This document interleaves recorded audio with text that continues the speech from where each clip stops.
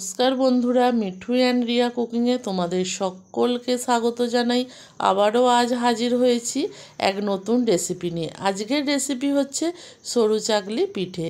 এই সরু চাকলি পিঠের সাথে এক বাটি খেজুরের গুড় থাকলে একেবারে জমে যাবে, তাই না? আর এই রকমভাবে পিঠেটা বানিয়ে তোমরাও খাবে। ফুল রেসিপি দেখো বন্ধুরা, খুবই ভালো লাগবে, স্কিপ করবে না।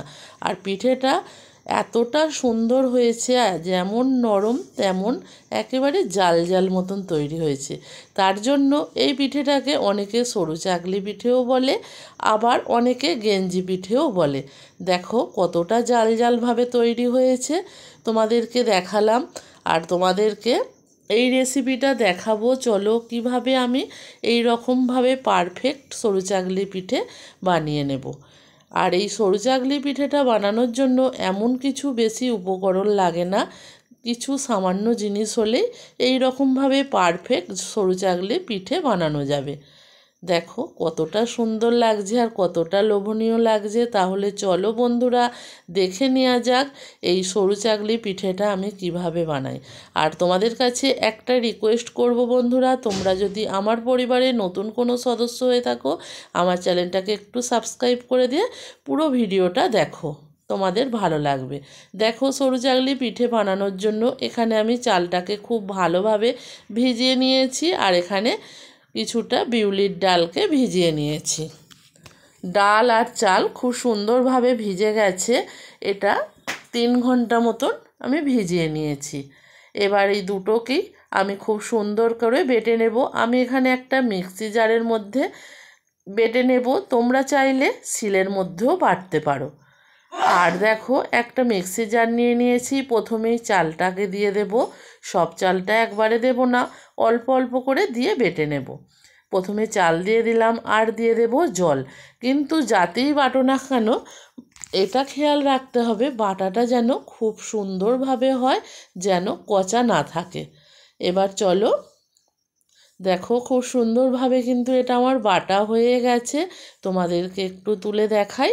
দেখো এই রকমভাবে বাটাটা হয়ে গেছে। বাটাটা খুব সুন্দর বাটা হয়েছে, কচা কিন্তু নেই। এবার এই বাটাটাকে আমি ঢেলে নেব। তার জন্য একটা পাত্র নিয়ে নিলাম, পাত্রের মধ্যে বাটাটাকে ঢেলে নিচ্ছি। এই রকমভাবে বাকি চালটাকেও আমি বেটে নেব। সব চালগুলো আমার এখানে বাটা হয়ে গেছে। এবার আমি এখানে দিয়ে দেব ডালটা। ডালটা দিয়েও খুব সুন্দরভাবে এটাকে বেটে নেব। ডালটাও দেখো খুব সুন্দরভাবে আমার এখানে বাটা হয়ে গেছে। চালের বাটার সাথে ডাল বাটাটাকে দিয়ে দেব, দিয়ে ভালো করে এটাকে মিক্সড করে নেব। এই সরু চাকলি পিঠেটা অনেকে অনেক রকমভাবে করে, অনেকে ডাল ছাড়াই করে, কিন্তু আমাদের এখানে এটা ডাল দিয়েই করা হয়। আর এটা খেতেও ভীষণ সুন্দর লাগে।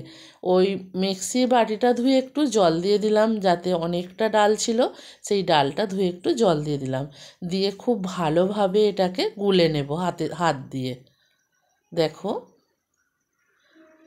ঘনত্বটা আরেকটু পাতলা হবে, তার জন্য আরেকটু জল দিয়ে দিলাম। যত ঘনত্বটা পাতলা হবে দেখবে তত পিঠে কিন্তু পাতলা হবে আর জাল জাল তৈরি হবে। এবার নিয়ে নেব লবণ, স্বাদ মতো লবণটাও দিয়ে দেব। লবণটা দিয়েও খুব ভালো করে এটাকে মিক্সড করে নিচ্ছি। দেখো বন্ধুরা, তোমাদেরকে ঘনত্বটা আমি একটু দেখিয়ে দিই। ঘনত্বটা এই রকমই হবে, এর থেকে পাতলাও হবে না, আবার এর থেকে ঘনও হবে না। তাহলে দেখেই নিলে ঘনত্বটা। এবার চলো এটাকে সরিয়ে রাখি, রেখে একটা গ্যাসের মধ্যে ফ্রাই প্যান বসিয়ে দিয়েছি, একটু তেল মাখিয়ে নিলাম। এবার একটা হাতা দিয়ে অল্প অল্প করে দিয়ে দেব, দিয়ে আমি এখানে তালপাতা দিয়ে এটা টেনে নিচ্ছি। তোমাদের কাছে যদি তালপাতা না থাকে, তোমরা কুমড়োর খোসা বলো, লাউয়ের খোসা বলো, ওগুলোকে একটু মোটা মোটা করে কেটে নেবে, দিয়ে সেটা দিয়ে টেনে নেবে। কিংবা অনেকে ঘুরিয়েও করো, কিন্তু এইভাবে টেনে দিলে না খুব পাতলা হয়। একটা ঢাকা দিয়ে দিলাম, দিয়ে এটা খুব সুন্দরভাবে একেবারে উপর পর্যন্ত হয়ে যায়, তার জন্য একটা ঢাকা দিয়ে দিলাম। দেখো কত সহজে পিঠেটা উঠে এলো। দেখতেই পাচ্ছ বন্ধুরা। এবারে এই পিঠেটাকে আমি তুলে নেব। দেখো এইরকমভাবে আরও একটা পিঠে আমি তোমাদের সাথে করে দেখাচ্ছি। দেখো পিঠেগুলো কতটা সুন্দর হচ্ছে তোমরা দেখে অবশ্যই বুঝতে পারছো বন্ধুরা। আবারও একটু তেল দিয়ে দিলাম, দিয়ে আবারও একটু এখানে ব্যাটার দিয়ে দেব। খুব বেশি ব্যাটার দেবে না, খুব বেশি ব্যাটার দিলে কি হবে বলো তো, মোটা হয়ে যাবে। একটু পাতলা পাতলা করে এটা যদি চাড়াতে পারো পিঠেটাও দেখবে খুব সুন্দর হয়। আবারও এটা চাড়িয়ে নিলাম, একটা ঢাকা দিয়ে দেব। ঢাকা দিলে খুব সুন্দরভাবে উপর পর্যন্ত পিঠেটা হয়ে যায় সিদ্ধ। দেখো কত সহজেই উঠে আসছে পিঠেগুলো। এই রকমভাবে তোমরা একবার হলেও বন্ধুরা বানিয়ে খাবে, তোমাদেরও খুবই ভালো লাগবে দেখবে। আর শীত চলে যাওয়ার আগে অবশ্যই একবার হলেও ট্রাই করে দেখো বন্ধুরা, খুবই ভালো লাগবে।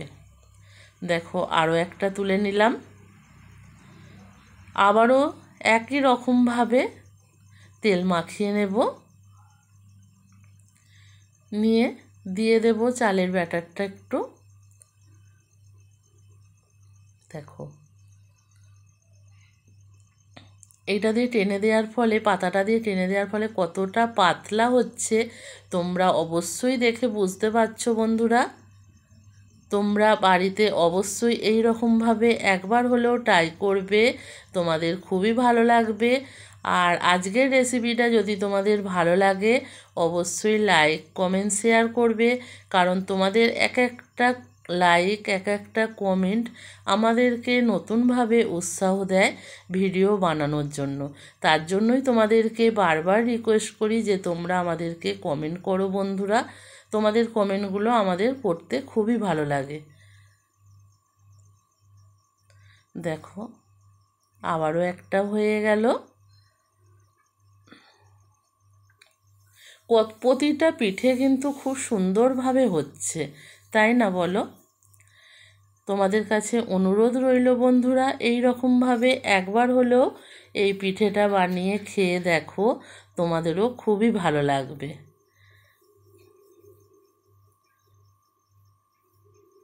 পরিবারের সকলকে নিয়ে এই রকমভাবে পিঠে বানিয়ে খাও। পরিবারের সকলের সুস্থতা কামনা করে আজকের মতো ভিডিওটা আমি এখানেই শেষ করছি। আবারও দেখা হবে পরের দিন নতুন কোনো এক ভিডিওর সাথে। ততক্ষণের জন্য সবাই ভালো থেকো, সুস্থ থেকো। আর হ্যাঁ, তোমরা যদি আমাদের কাছ থেকে নতুন কোনো রেসিপি দেখতে চাও সেটাও তোমরা আমাদেরকে কমেন্ট করে জানাতে পারো, সেই রেসিপিটা নিয়েও আমরা হাজির হব। কেমন? আজকের মতন তাহলে যাই, আবারও দেখা হবে পরের দিন নতুন কোনো এক ভিডিওর সাথে। টাটা।